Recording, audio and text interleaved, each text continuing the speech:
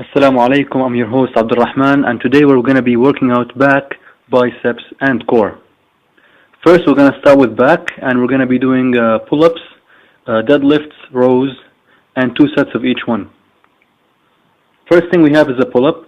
I didn't have a pull-up bar in my gym, so I took the Smith machine and put the bar at the highest place and started doing pull-ups on it. So basically I find alternatives. If you don't have a Smith machine or don't have a pull-up bar, then use a lat pull down. Also, if you find the pull-ups too hard for you, then also use a lat pull down, which is easier, and it's an alternative for pull-ups.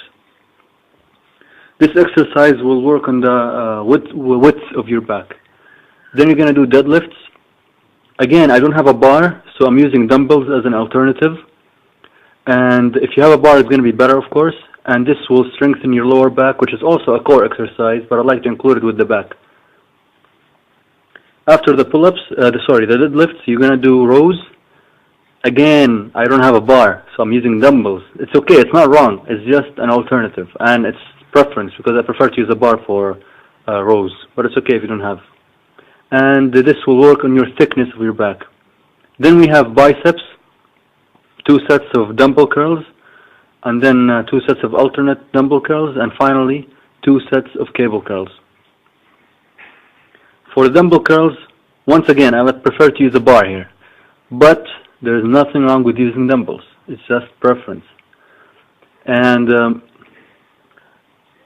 keep strict form here. Then we're going to do alternate curls. You're going to be doing 8 to 12 reps for each arm. So in total, you're going to curl it 16 to 24 times.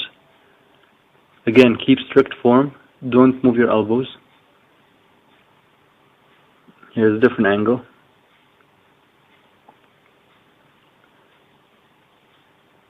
After this, you'll do cable curls.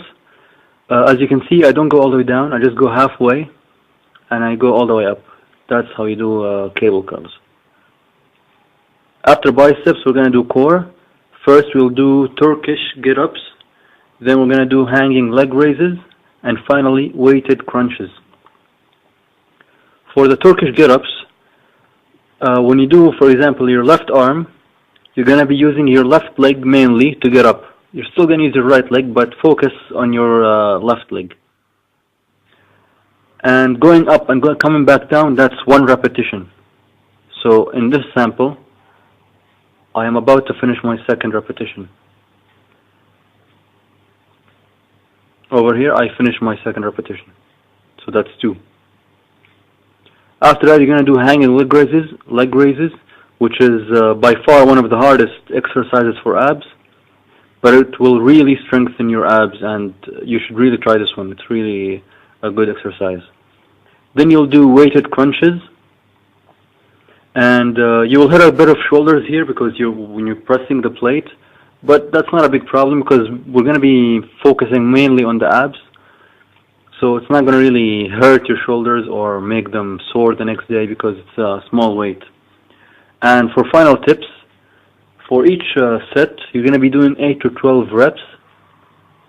Now, if you can do more, by all means, go for it, do more. But the next time, you have to increase the weight.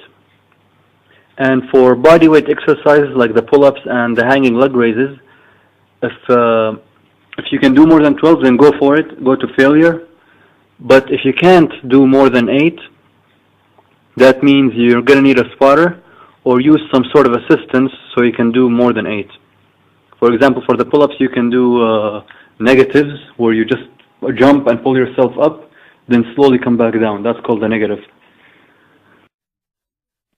And for the final tip, because we're doing only 2 sets of each exercise, you really have to push it.